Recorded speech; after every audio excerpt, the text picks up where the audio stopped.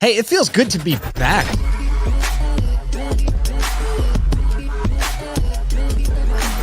This is Auto Collabs. I feel like it's been a while since we've done this. So for all of you listening to Auto Collabs, we're glad you're with us still, because we only really do these so we can get together and joke around for about 20 minutes on randomly on a day. No, it's good to see you. We're all. like, we haven't made fun of Cirillo's dome recently, so let's do an Auto Collabs. He's like, hey, wait a minute. Uh-oh, what's he getting? There we go. Oh, you threw a hat on. Here, it's my turn. Make fun of my dome. I can't. It's too beautiful. What do I do with my hands? What do you use to moisturize? Well, I don't know how Let's we're see if we this. started a beard trend. Let's see if we can start a bald trend. Everybody's going to show that idea. I don't think it's going to catch on the same way. I'm going to struggle with that. Yeah. Because I guarantee what's under this, nobody needs to know. So, Kyle could shave that, and within 3 minutes, it's exactly that long again. Exactly that long. Kyle is a Viking, a straight up Viking. Well, hey, the person that we have on today actually doesn't have to deal with anything. Doesn't have a beard or bald head. We're really excited to hang out with Melanie. She is the new interim CEO, right, of NIADA, the National Independent Automobile Dealers Association. And if you're not familiar with that, and a lot of our listeners really lean in on the franchise side of the business, I would pay attention, because the independent dealers are not just like your mom and pop shop on the side of the road. There are some large independent dealers. Even a lot of industry partners have come out of independent dealers, and there's a lot of learning that franchise can take from independent. I'm sure we'll get into that. So we really hope that you enjoyed this conversation with Melanie. So here we are, Melanie. Thank you so much for taking the time to join us. Your lighting looks amazing. You did whatever you needed to do to make it happen. So thanks for being here with us today. Interior decoration in the hotel room. Yeah, right. Move it all around, right? Do you put it back when you're done, or do you just say, like, you know what, they'll know where it goes? I mean, I try to make people's life easier, but sometimes I'm like, that was really heavy to move on.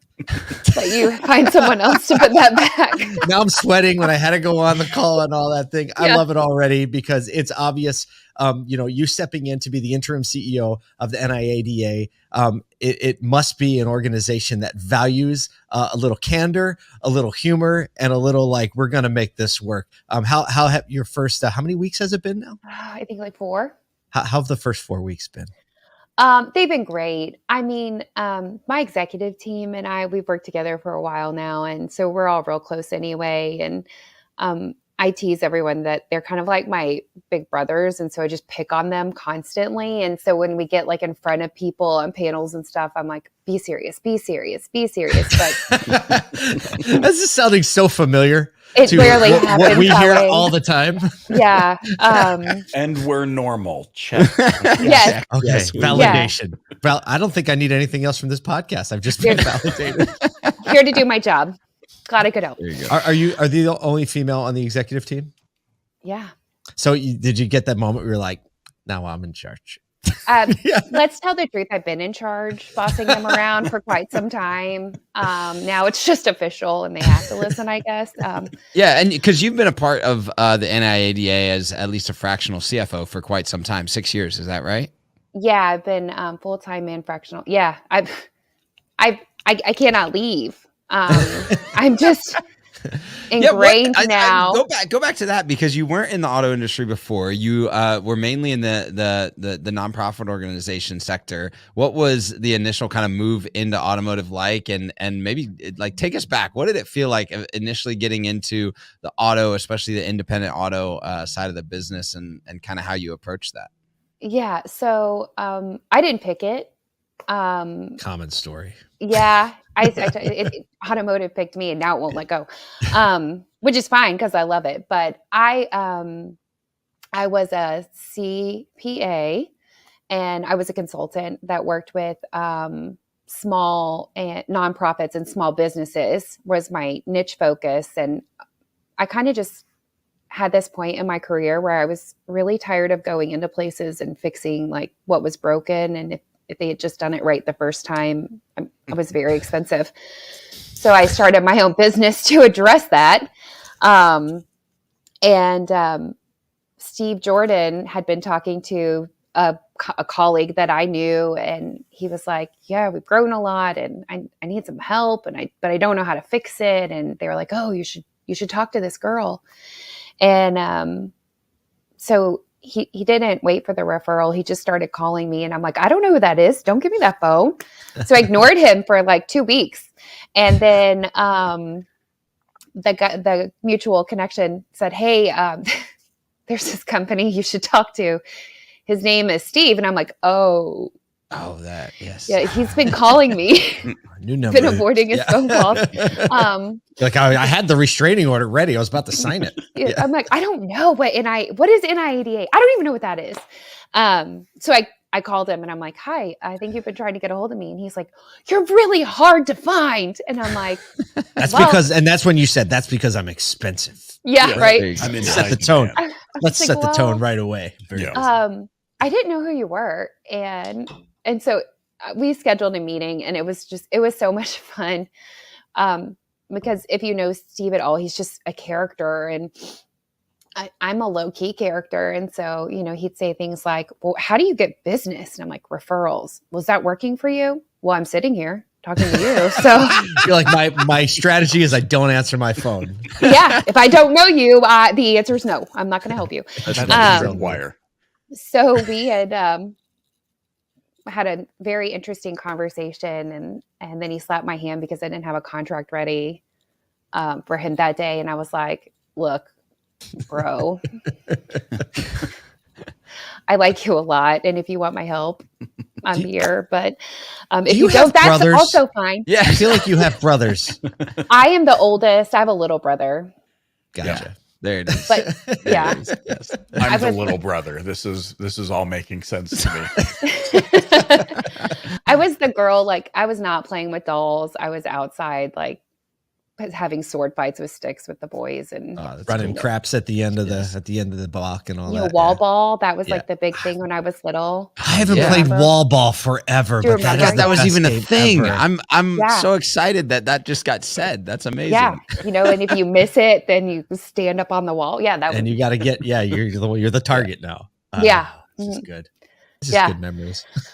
We should probably talk about the auto industry a little bit. Yeah, and not as much. So wall that's ball. how I got into it. Yes, exactly. Don't know how we got to wall ball, but it always ends in wall ball with us one way or another. Trust us. So I worked with Steve, and we kind of set everything up, and he kept saying, "Do you just want to come on? Do you just want to come on full time?" I kept, no. And it took him a year. He said, it took me longer than I thought it would. And I said, well, I'll take that as a win. Absolutely. What did you love? Go ahead, Michael. Sorry. We're all so excited now. Wall ball. I know. Got everybody pumped up. Pumping. We're seeing this trend where existing business owners in the auto industry are wondering, is this the time I should exit? There's some economic turbulence that we all kind of don't want to talk about. And they're wondering, hey, is this the time to just kind of, go do something else? But what I find fascinating is that there are more and more CPAs and money people getting into the auto industry. I'm wondering what vantage point you can offer there. What are you seeing as some of the biggest opportunities that our industry is maybe going to face over the next year, 2, maybe 3 years? Oh man, it's so hard because like the whole world's been upside down and shaken for the last 2 or 3 years. And I mean, even in our business, I feel like I'm like, I don't even know what trends are anymore. Like I can't even see them anymore. Right. So I think we're all kind of shooting in the dark a little bit, but the thing about car dealers that I've learned, and it's like literally one of the things I love the most about them, is if you're thinking about getting out, you probably should, because the real car dealers are like, bring it on. Like, we're going to crush this. Because it's just a mentality, right? Like it's the car business, and it's going to go up and it's going to go down. It's never going to go away. But I feel like, the best car dealers that I've met are the ones who are like, bring on the challenge. I got it. We're going to get through it. And we know that there's, gold at the end of this rainbow. We just have to stay on the path long enough to get there. So it takes a certain amount of resiliency to be in the car business. And like, I don't have to be a dealer to know that. Yeah. Yeah, no that's good. So, and I think, one of the things, a lot of our audience is on the franchise retail side, and you've had a deep interaction with the independent side. When you look at like the way that the independent side of the industry is dealing with that, I think it'd be interesting for like both audiences to kind of know, because there's a different scale, there's a different volume, there's a different relationship to, like, there isn't a relationship with a franchisor or anything like that people are trying to figure out inventory, but there's a massive challenge right now when it comes to things like used car inventory. Utter dependence on used cars, right? That independent dealers are dealing with it at a whole different level than the franchise store is that is getting inventory coming back. When the dealers are saying bring it on, it's just a different flavor than just like an inventory dynamic due to new cars. What are you seeing and what are you hearing from the members of NIADA in the way that they're approaching some of that thought process? Inventory issues. Yeah, or any of it. Yeah, or just like the challenges that they're dealing with as independent dealers. Yeah, it is different than the franchise side, and you kind of have to figure out some of this stuff on your own when you're on the independent side. But they're being creative.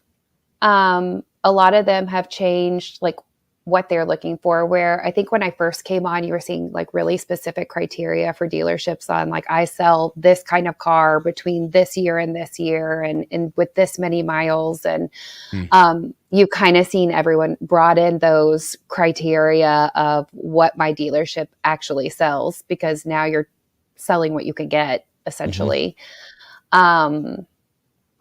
And they're being smarter about the inventory that they bring in. So with costs up, obviously, now we're seeing, inventory prices are still high. Retail prices are starting to come down. Consumers are like, I'm not going to pay that anymore. So you're closing margin gaps and stuff. So they're looking into things like certified pre-owned programs. So NIADA just rolled out one specifically for independent dealers. That help raise the value of the car, help sell the car a little bit faster, and covers a wide range of mileage on the vehicles. So they're finding things like that can really help them compete a little bit better with the inventory and build those profit margins back. Do you know what your average dealer size is as far as inventory or sales?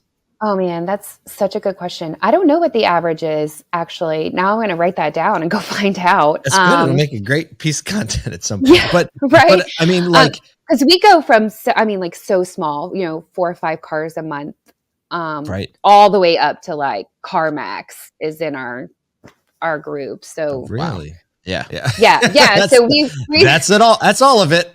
Yeah, we run the gamut. And you have to think about the sheer number versus franchise dealers. There's how many franchise dealers? 17,000, 16,000, something like that.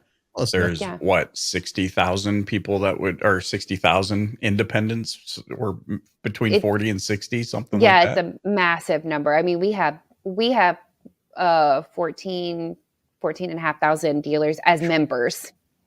Yep. So, and we're not penetrating the market at maybe even half. Probably about 25%. So, yeah. So what's because that, I think that's an interesting point, is that, like what the Independent Auto Dealers Association is doing for those dealers, and why, more dealers that maybe pay attention or understand that it's there, but aren't members. What's the value that the NIADA is bringing to those dealers on a day in, day out basis, on a, from whether it be education or a CPO program or legalities that you're involved in? What would you say to those dealers that maybe understand that NIADA exists, but haven't engaged or haven't been a part of that organization? Yeah, I love talking to those people, because when you talk about, we were talking about the franchise side, you kind of got something to lean on, right? You've got someone telling you the parameters that you're going to operate within and how we're going to solve these problems. On the independent side, you don't really have that support system unless you create it. And so NIADA is really focused on understanding what is the industry doing, what are the challenges specifically to our dealers, and then pulling in people and providing educational content to help them navigate those areas specifically. We're also putting together things like the CPO program and other member benefits that give independent dealers access to discounts at AutoZone or advanced, the CPO program, which helps them compete against, the franchise used car stores and also, their neighbor. They compete against each other too, right? It's that's the auto industry. It's like, hey, we're friends right now, but once we step back on our lots, like I will crush you. We're gonna do it out on the wall ball court. We started a thing. I have a feeling there's going to be a wall ball game at the next ASOTU event. All you need is a wall and a ball. It's easy. Set up a tournament. Anybody got a wall? Actually, we're gonna have an event in Arlington this year, so maybe we'll call you up and we'll do a little celebrity wall ball challenge. That's where I am. It's been a while. I will start working out. Right. So the education, the member benefit programs we have, the other programs that we're rolling out, and then we're in Washington, D.C. We have 2 staff who live in Washington, D.C. They're on the Hill every day. We're engaging with NIADA and AFSPA and, all of the coalitions up there to really be in front of legislators and be on the front end of what's trying to come out and educating them on what it does, not just to the industry, but to the consumers. And hey, when you talk about the CFPB coming down on all of this stuff, to be there face to face to say, we care about the consumer. We're not trying to hurt anyone. We understand what you're trying to do, but where can we meet in the middle on this? Because you're creating burdens for problems that, 90% of us aren't doing that. Yep. Yeah. And so the advocacy piece is huge. We're really the ones that are there protecting you and your business kind of on a day-to-day basis. You can't possibly do that. You're running a business. So that would be, I think, why we're partners. That's how I see us. If you have a problem and we haven't produced education on it, give us a call. Someone will call you back who knows the answer and walk you through what to do. And if you're a new dealer, we have 20 group programs that will put you with dealers who have done this before and can help you walk through, how do I scale? How do I open a service operation? What if I want to bring in a finance company? We have all those things available where you don't have to be alone. I think, the world likes you to think that you're isolated, but you're not. It's a community, it's a family, and we're going to help take care of you. I want to go back. One of the things that has impressed me so much, who was it between this time? Was it me and Kyle? Yeah. One of the things that impressed me so much, I actually had a call with one of your team members yesterday, Troy Schreier, and we were chatting about the upcoming event and some of the initiatives that he's working on. And something that impresses me, Melanie, is that you can really get a sense of the heart in NIADA, this just real tender and real concern for the dealer body and trying to expand that positive influence throughout the industry. Like you said, 14 some odd thousand as members, but so many that maybe are not realizing the benefits. So that's impressed me. I'm curious, kind of getting an inside look at the organization over the past few weeks and gearing up towards your event. I think, is it June coming up in Las Vegas? What are you seeing as maybe the core focus of that event being? What's the message you really hope to be able to convey to the dealers that attend? So our June show is really built for all dealer types. So, when you get into the independent space, you've got buy here, pay here, lease here, pay here, retail dealers. Some have service ops, some have finance, some don't. The June show is really meant to cater to all of them. And so what we're working towards is really defined education tracks so that, if you're a buy here, pay here dealer, these are the courses that would be the most beneficial to you. If you're retail, this is where you should go. And so our focus is really a really strong education program at this show, plus a little bit of fun, on the side. So one of my goals, maybe now. You can play that inside too. The options are just opening up. We can play that right in the show. Quarter off the expo hall, Feels good. You can even pre-select people you don't like to be the target. I'm not walking down that one. So we've got one of the goals that I have personally is I really want to do an excellent job of connecting our dealers to the resources that solve their problems. I think we do a good job of that now, but I think we could do a better job. And so we've started these we call them service bays in the expo hall, and there'll be like little 20-minute sessions that kind of run in the corners where different products will be demoed kind of right there. And so you can just pop in, you see a little 20-minute presentation, and then they have a booth in the expo hall. So if you're interested, you can go find them. And cool. So we just want to do, the things that really kind of put the right people together at the table and really connect our dealers with what they need. That's awesome. That's great. Kyle, you wanted to go back somewhere. I wanted to go back because I'm really interested to hear. You said, hey, we're the advocates to the consumer. How do you see continuing to like strengthen the bridge in that gap? Both like the way dealers are strengthening that bridge, and then the way that organizations like yours, NIADA, NADA, NAMAD, things like that, are strengthening that bridge to go, hey, we want to advocate for the dealer to the consumer and for the consumer to the dealer both ways. How do you strengthen that? I think this is one area, and I don't know if we'll get to it in 23. We have so many big plans, but this is one area I really want to be on the vision board of NIADA, because we know, and we do a good job of communicating to the dealers, like why they're great and why they're excellent and why it's important to be a part of us, and we know how much education they're getting from us, and we know what kind of resources we provide to them. And like, we know all of that. But I mean, I was a consumer before I was here. I don't know that I could have seen the NIADA sticker and been like, oh, that's a good thing. Like, I know that's a good thing. Right. So I think that we could go a long way to really kind of focus on the consumer and helping educate them on, hey, when you see these logos at dealerships, this is what that means. This is where they're going. And when you see these certifications, like, this is what they went through to be prepared for that. And really helping them understand, like, if you are going to one of these dealerships, you're going to someone who has promised to do business ethically, who has promised to, be transparent, who has promised all of these things. And so I think educating them on that, and then also being able to help them with, hey, what does it mean when the dealer's talking to you and they say, this is a CPO vehicle? Okay, what questions should you ask the dealer when they say that? What could you see? What does that mean you could be provided? What is the Carfax? And just really kind of walking alongside them to help them understand there's a difference between NIADA dealers and non-NIADA dealers, and it comes in the form of resources and education that they're utilizing. Wow. Well, Melanie, it has been so much fun getting to sit down with you. There has to be a wall ball tournament, maybe an exhibition match. I don't know. I'm fixated on this, and maybe it has to happen at the event in June. Congratulations again on your new role as interim CEO at NIADA. It's been fun learning about your vision there.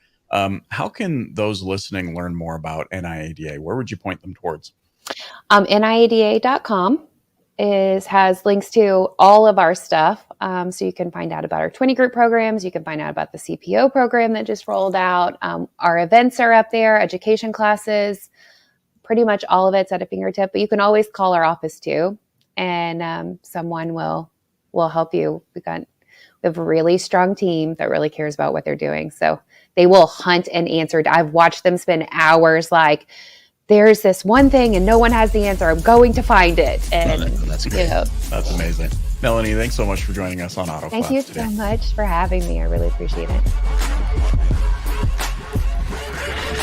Okay, I didn't think we were going to get into childhood games, but I think it's worth mentioning childhood games here. Michael Cirillo, what childhood games do they play like on the streets of Canada? Hockey cards. What are hockey? Wait.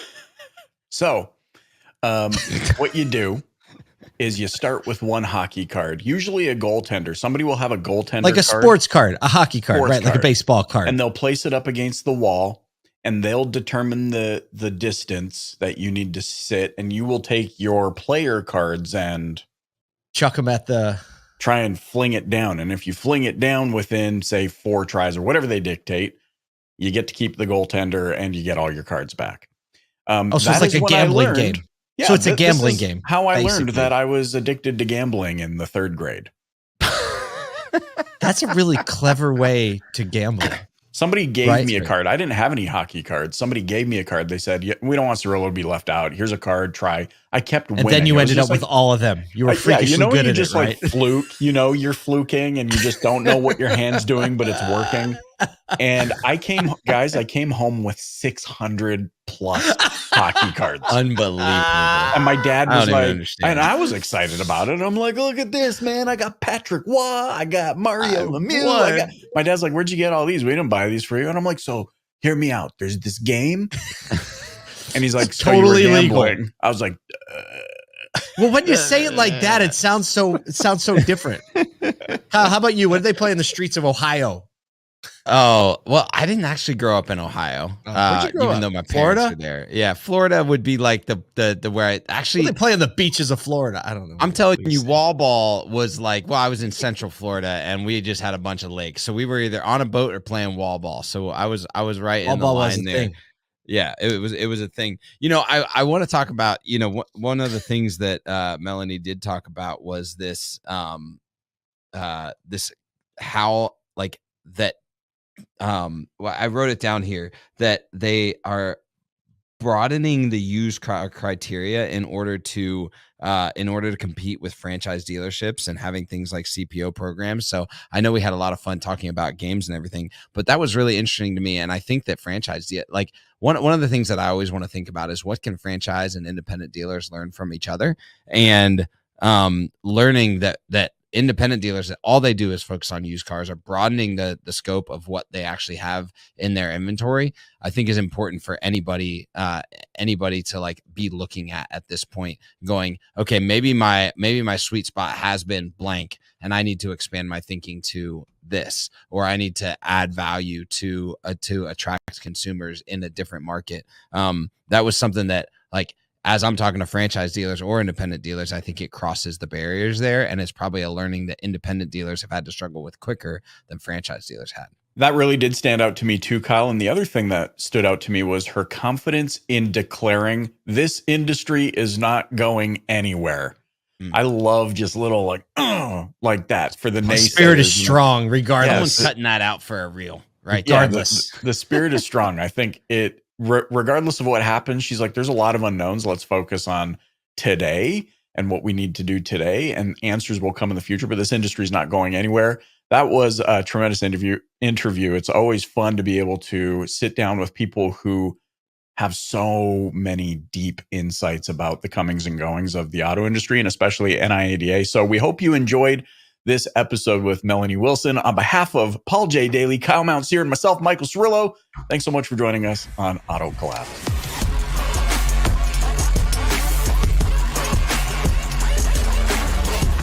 Welcome to Auto Collabs. Why are we recording?